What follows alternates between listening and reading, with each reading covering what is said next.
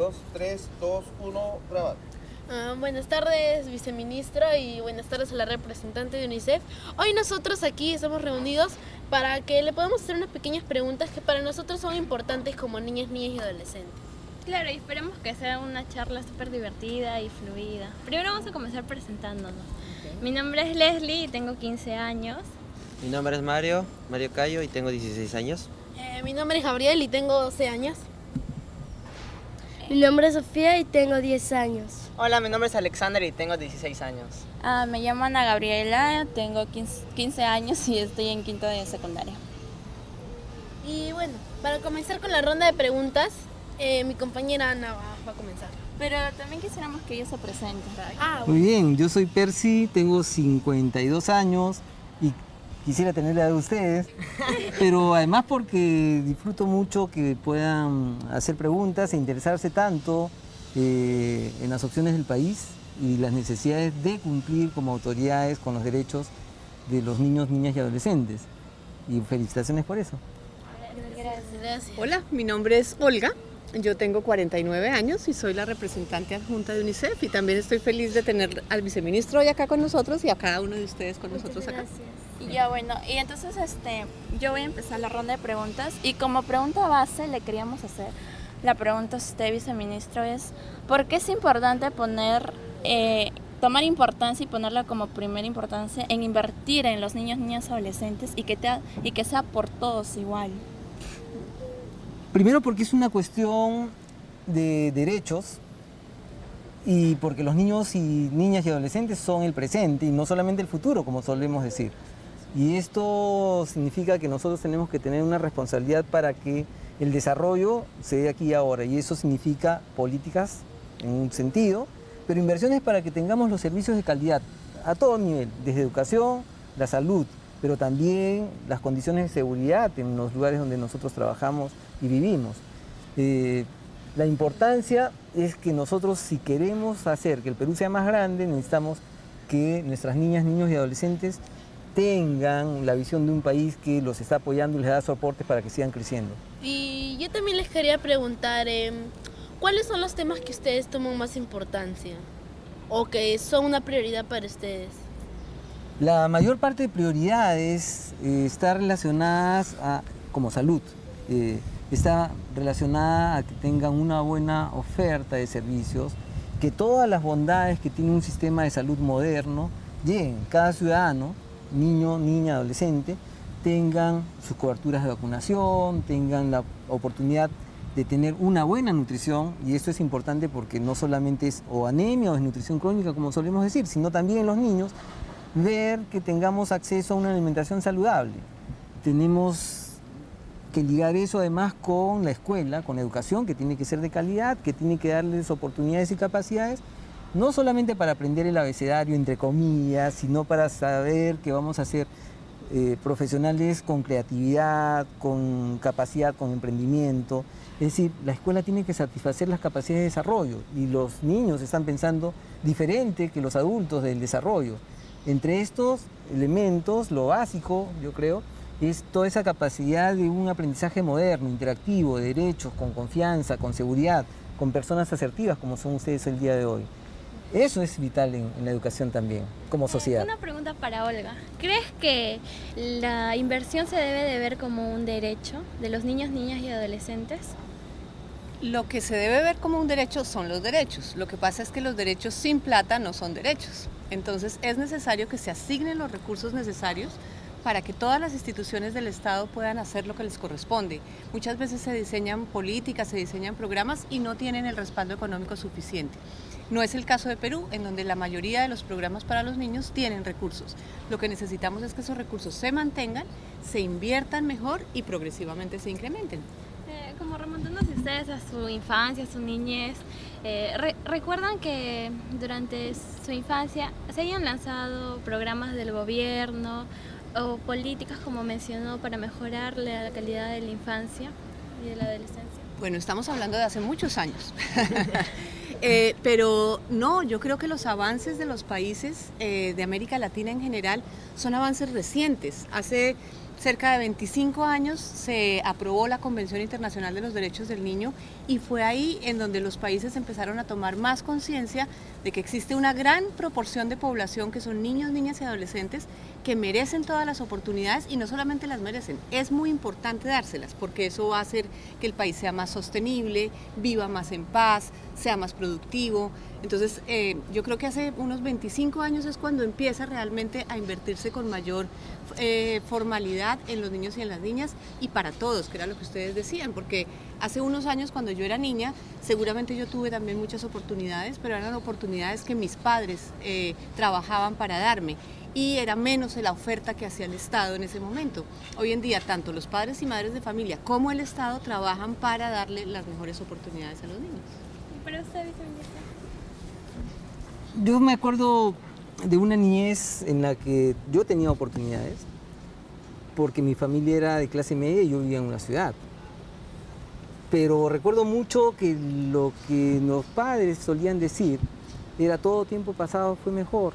Y siempre me sorprendía, porque cuando llegué a salir al campo, muy joven también, y visitar las comunidades rurales, la Amazonía, por diferentes circunstancias de la vida, me encontraba con que los niños allá no tenían oportunidad, ni los niños, ni las niñas, ni los adolescentes tenían ni la salud, ni la oportunidad de educación que yo tenía. Y eso me permitió ver que nosotros teníamos un país de contrastes. Muchas cosas estaban asentadas en la ciudad y entonces yo comenzaba a entender por qué los padres y abuelos nuestros pensaban que todo había sido mejor en el pasado y en realidad ellos estaban mirando un país que estaba concentrado solo en las ciudades. A los pobladores en el campo, en las áreas dispersas, en las comunidades, a las etnias amazónicas, a los pobladores de las naciones quechua aymara, que tenían menos oportunidades, no se les estaba mirando. Y es recientemente, en realidad, en los últimos 20 años, en donde comienza a crecer este proceso de entregarles más programas sociales, que ahora recientemente se ha fortalecido muchísimo y las oportunidades han crecido. Pero creo que ese esfuerzo necesita reconocer que cada cosa que nosotros vemos como gobierno no solamente es una iniciativa de gobierno, es saldar una deuda que nosotros como Estado tenemos con cada ciudadano, especialmente niño, niña o adolescente. Todavía hay mucho que trabajar. No solamente se trata de entregar dinero, de formar programas, se trata también de entender que los niños, niñas y adolescentes tienen un pensamiento propio, que tienen derechos, que tienen ejercicio pleno de su vida, incluyendo su sexualidad, por ejemplo, que poco a poco vamos a tener que tomar nosotros como parte de nuestra vida. Son deudas que el Estado tiene que resolver. ¿Y cómo se ha podido saber cuánto invierten en nosotros? Nosotros hemos echado cuentas a través de los sistemas de información, que seguramente ustedes deben ser muy expertos en el manejo de medios y herramientas informáticas, para poder saber dónde se está poniendo el dinero. De esa manera hemos determinado cuál es el nivel de inversión que existe en los programas que están asociados a la atención de niños, niñas y adolescentes. Sabemos por eso también dónde estamos poniendo el dinero y dónde están las necesidades que todavía tenemos que resolver. Ahí yo creo que hace falta que añadamos un elemento más, y es que como Estado nosotros tenemos la responsabilidad de saber hoy día no solamente cuánto invertimos, sino que cada sol se gaste con calidad, es decir, se gaste en lo que tiene que gastarse y que apoye realmente a resolver los problemas y no se lleve a actividades que puedan tener algún nivel de poca utilidad, ¿no? Señor viceministro, ¿y cómo ha sido la inversión en la salud en estos últimos años? La inversión en salud ha crecido muchísimo, especialmente porque en estos últimos años iniciamos el desarrollo de establecimientos hospitalarios, hospitales pequeños en cada provincia. Tenemos proyectos que van a concluir en 2 años más o 3 años más todavía, pero van a llevarnos a tener prácticamente un hospital por provincia. Son 159 establecimientos de un nivel de complejidad importante, pero junto con eso se ha fortalecido la entrega de servicios, por ejemplo, de vacunación, de prevención variada, incluyendo los servicios del Seguro Integral de Salud. Hoy día tenemos 19 millones de personas y cada niño que nace, que es un tema que antes no lo teníamos, hoy día nace con un seguro, que es el Seguro Integral de Salud. Antes de eso, las gestantes y los niños solamente podían ser asegurados si tenían o un padre que trabajaba en un empleo formal que aportara la seguridad social, o si eras pobre o extremadamente pobre, y el resto, los que estábamos en medio, no teníamos ese acceso, salvo que tú pagaras tu seguro privado. Hoy, sin embargo, el nuevo gobierno, el gobierno estableció que cada niño que nace, cada madre tiene derecho al seguro, independientemente de su condición socioeconómica. Otra pregunta, le quisiera hacer 2 preguntas seguidas. Hace un rato cuando le estaba contestando a una de nosotras, vi que usted dijo que antes de invertir tenían que ver las necesidades que tenía cada población y también los propios niños, niñas y adolescentes. Y le quería preguntar si antes de dar una inversión a un departamento, a una localidad, ustedes hacen una consulta previa hacia la población, hacia los niños, niñas y adolescentes, en este caso, hacia los niños, niñas y adolescentes sobre salud, antes de invertir. Esa es una buena pregunta. No hacemos eso. Los sistemas que nosotros manejamos son todavía demasiado rígidos y se basan de alguna manera en la mirada que el Estado tiene de a dónde debería ir la plata. También se considera para otros niveles de inversión la participación de la ciudadanía, pero generalmente es adulta, en los presupuestos participativos en los municipios, por ejemplo. Hay menos participación en la definición de esto a nivel de la consulta con los jóvenes, los niños, niñas, adolescentes. Creo que es un tema importante. A lo largo de estos años y especialmente en este último tiempo, con jóvenes como ustedes, nosotros tenemos la grata sorpresa que no solamente están pensando con una lógica diferente. Antes nosotros podíamos pensar en muchas cosas, pero la palabra derechos no existía en nuestro vocabulario. Hoy está presente en la de los niños. Y sobre todo, la capacidad de proponer. Entonces, muchas de las cosas que nosotros tenemos que entregar a los niños, niñas y adolescentes tienen que estar pensadas por los niños, niñas y adolescentes para recibirlos adecuadamente y de la forma que ellos quieren recibirlo. Todavía tiene eso una cierta rigidez en la que los adultos planificamos, pero no necesariamente tenemos la identidad con los niños para entregar el servicio de la mejor manera, ¿no? Eso es algo de lo que hay que evolucionar todavía en el sistema de salud. Otra pregunta que le quería hacer antes que se me vaya era que usted dijo que en este último año se ha podido invertir bien en salud, pero quisiera preguntarle si, según han estado pasando los años, la inversión que se está dando ha ido aumentando o ha ido disminuyendo según el resultado que ha dado cada inversión. Hemos crecido muchísimo en términos de inversión pública. Se ha metido cerca de 6 veces más el dinero que teníamos hace 5 años y en algunos rubros de inversión hasta 10 veces. Eso es una circunstancia maravillosa para el Perú, que ha iniciado un proceso de crecimiento económico grande y sostenido y que tiene que seguir sosteniéndose porque es un país que sigue creciendo. Pero lo más importante de todo esto es que junto con ese crecimiento nosotros tendríamos que enfocar que todavía hay poblaciones pobres, dispersas, rurales, en donde tenemos que hacer un esfuerzo mayor de inversión. Estamos en ese proceso y sin embargo una de las cosas vitales es que reconozcamos que en esas poblaciones la inversión tiene que ser superior al promedio que tenemos en el resto del país. Olga, quisiera que nos expliques a todos un poco más de en qué consiste la herramienta que es el gasto público de niños, niñas y adolescentes. Bueno, conjuntamente con varias organizaciones del Estado, con el Ministerio de Economía y Finanzas, con el Ministerio de Desarrollo e Inclusión Social, con el Ministerio de la Mujer y Poblaciones Vulnerables, con la Mesa de Lucha contra la Pobreza, con los Ministerios de Salud y Educación, hemos venido mirando cada uno de los rubros del presupuesto y estableciendo cuánto de eso se invierte en niños, niñas y adolescentes, o de manera directa o de manera indirecta, porque por ejemplo cuando se instalan servicios de agua potable y saneamiento básico, no es que vaya para un niño en particular, va por ejemplo para la familia, pero hay niños en esas familias que se benefician de esa inversión. Distinto es lo que pasa cuando el Ministerio de Salud compra la vacuna que se la pone al niño, ese es un gasto directo en un niño. Entonces hemos establecido cuáles son los gastos directos y cuáles son los gastos indirectos. Y hemos podido saber cuánto se invierte en los niños y en las niñas. Yo les quiero contar algo muy interesante. No hay ningún otro país en América Latina, casi ni siquiera en el mundo, que sepa con la precisión que sabe Perú cuánto se invierte en niños, niñas y adolescentes. Y eso es un avance extraordinario. Ustedes nos tienen que ayudar a nosotros a proteger que eso se siga haciendo. porque tener esa información permite, por ejemplo, decir, ¡ah! Se está invirtiendo mucho en esto y se está invirtiendo muy poquito en esto, tenemos que redistribuir eso, o los resultados que se están obteniendo aquí podrían ser mejores si se está invirtiendo eso, o de razón que los resultados no son tan buenos porque no se está invirtiendo tantos recursos. Entonces, tener la información sobre en dónde se invierte y cómo se invierte es un avance extraordinario de Perú. Y yo quisiera hacer otra pregunta, que es que como ustedes, como miembros de lo que es el gasto, ¿cómo hacen que nosotros los niños, niñas y adolescentes puedan participar en las acciones que realizan para poder recaudar los resultados que tienen finalmente hasta ahora?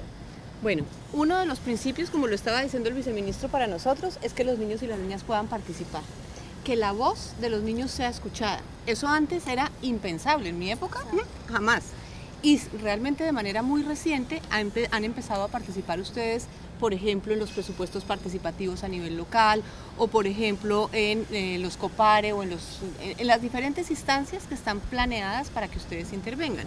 Ahora, lo que es muy importante es que ustedes se organicen y que ustedes lleven propuestas muy concretas, porque no es lo mismo muchas propuestas dispersas, débiles, a una propuesta fuerte, poderosa, derivada de la organización de ustedes.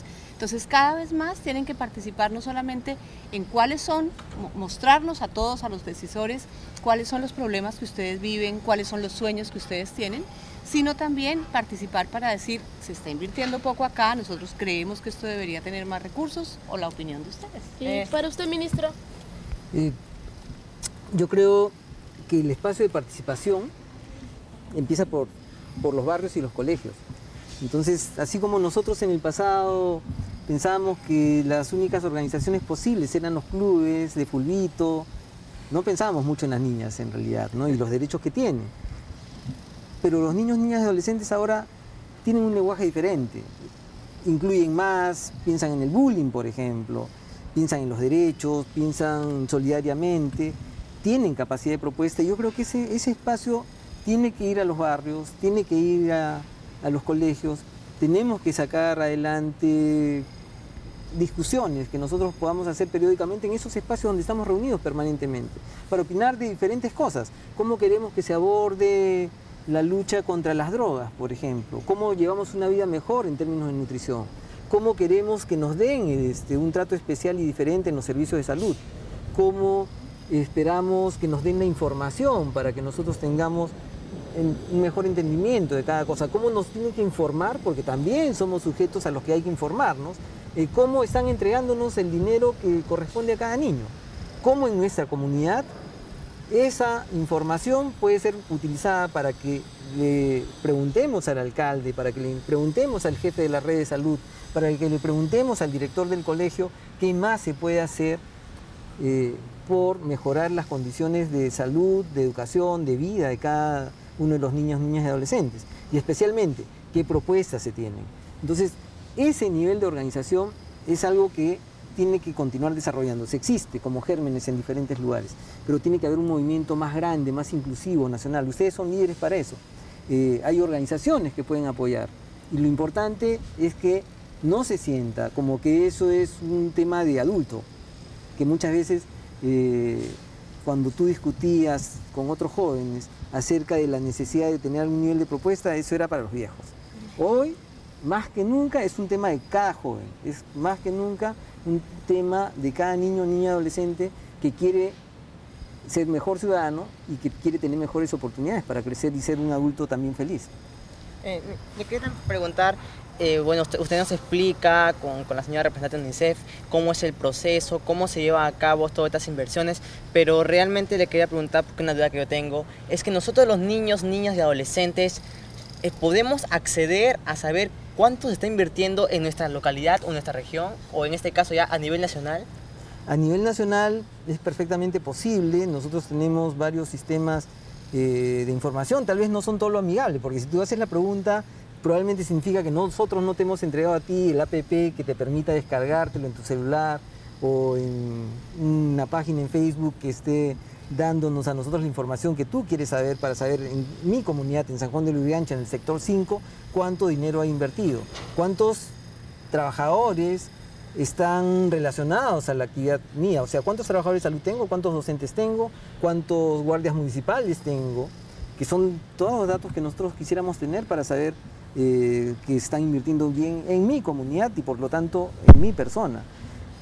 Creo que esa información tiene que mejorar. Está disponible, sí, es todavía en un formato de lectura muy técnico, muy adulto, probablemente, ¿no? Y esa es una buena pregunta, porque se convierte en un desafío que vamos a tomar. Exacto, claro. Entonces diríamos que esto se tendría que ir llevándose más a nuestro vocabulario nosotros para poder entenderlo, ¿verdad? Y teniéndole más acá, señor viceministro, ya usted que es una entidad de salud, quería preguntarle cómo fue así el proceso, o hubo unas pequeñas incidencias o problemas en el caso de las vacunas contra el virus de papiloma humano que estuvo presente ya en un tiempo y está sobre el cáncer del cuello uterino. Sí, bueno, es una vacuna de relativamente reciente introducción. Esta vacuna tuvo una inversión inicial del Estado, no con la cobertura suficiente para que haya el 100% de las niñas en este caso. Se ha acelerado en este tiempo, hubieron algunas dificultades de comunidades que objetaban que se pongan, en algunos casos porque señalaban que esto podría ocasionar algún daño por los efectos colaterales que se decían que tienen y que no tienen en realidad. Y algunas otras porque decían que de esa manera se propiciaba una condición de liberalismo en términos de la vida sexual que puede ejercer un adolescente. Entonces, esas dificultades han sido progresivamente superadas, pero necesitamos ir más lejos todavía. Necesitamos que los niños, niñas y adolescentes lo reclamen como un derecho, lo sostengan, porque en realidad va a ayudar a prevenir condiciones como el cáncer de cuello uterino en el futuro. Entonces, ese trabajo continúa y sí, hubieron dificultades que ahora se han superado. Entonces podríamos decir que ya se compraron todas las vacunas, bueno, porque creo que si bien yo sé, se compran organismos internacionales, ¿verdad? ¿Ya se han comprado hasta la tercera vacuna que se está en proceso? Se han comprado ya vacunas suficientes para dar una buena cobertura a toda la población de niños en edad escolar. Hay una necesidad de comprar dosis de refuerzo, que es que se tienen que poner algunos niños que no terminan su esquema en primaria y tienen que pasar a secundaria, pero son problemas básicamente normativos. En realidad la inversión para esto está dada y es el financiamiento del gobierno para que ese derecho pueda llegar a cada uno de los niños. Y bueno, como última pregunta, yo le quería preguntar ¿cuáles son los resultados que se han obtenido hasta ahorita con lo de la inversión? Bueno, el primer resultado, yo creo que el más importante es saber cuánto se está invirtiendo en niños, niñas y adolescentes. Entonces, hoy podemos decir que, por ejemplo, 4 puntos del Producto Interno Bruto de Perú, de todo lo que entra a Perú, se invierte en niños, niñas y adolescentes. O podemos decir, por ejemplo, que más del 45% de todo el presupuesto público de Perú se invierte en niños, niñas y adolescentes, y ese es un dato muy importante. Ese es un logro. Ahora, los otros logros están, como lo hemos dicho a lo largo de esta conversación con ustedes, en que esos recursos se inviertan mejor, en que se mantengan y en que siga el crecimiento que ha tenido Perú, que ha sido muy bueno. Claro, y bueno, queremos agradecerles por esta pequeña charla que hemos tenido. Nos ha servido mucho para aclarar todas las respuestas que nos han dado frente a las preguntas que hemos propuesto. Gracias. Muchas gracias. Gracias a ustedes. Y sigan adelante, por favor. Gracias, Sean sí. líderes en sus colegios y en sus comunidades. Tómenselo muy en serio. Sí. Solo